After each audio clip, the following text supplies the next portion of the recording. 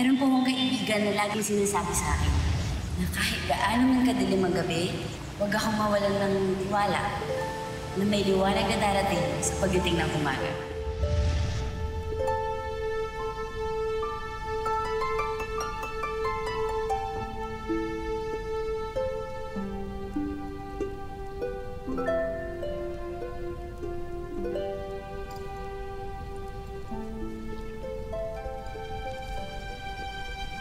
Tila may bumabagabag pa rin sa isipan ng aking harap. Inaalala ko lamang yung dalagang nakilala ko sa kabilang mundo. Na may natatanging kabutihan. Siya ba ang dahilan kung bakit hindi mo pa itinatagong muli ang susi ng Asnaman?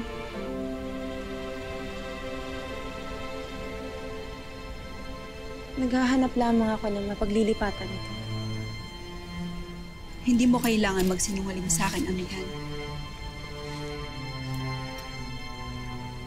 Hindi ako naparito upang husgahan ka bilang tagapamuno, kundi para makinig sa mga hinaing ng aking kapatid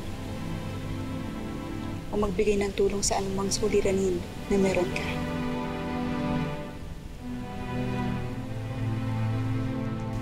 Tunay ang napakabuti mo, Danaya. Huwag kang mag-alala. Sa oras na magkaroon ako ng suliraning hindi malutas, hindi ako mahihiyang lumapit sa'yo.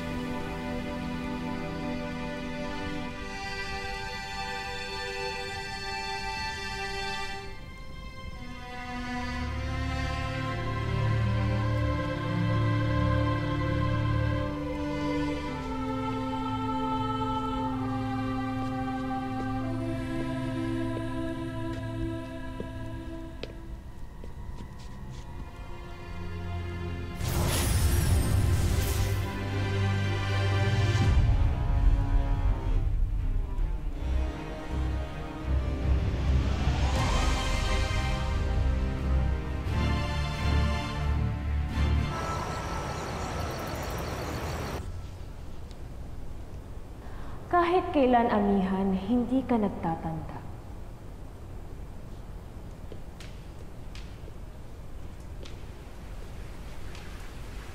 Perena? Bakit hawak mo ang susi ng Asnamon?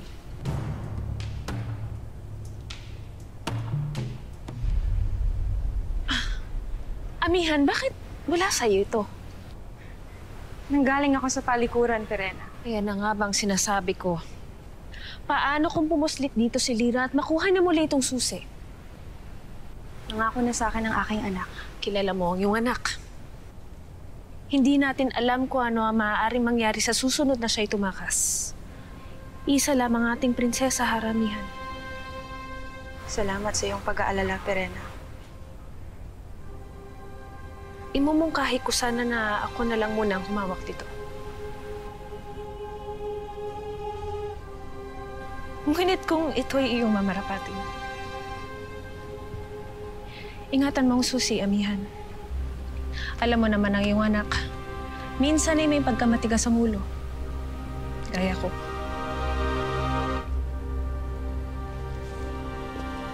Perena.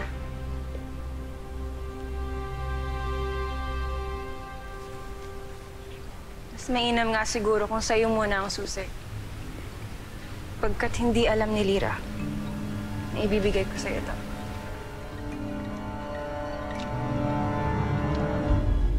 Salamat.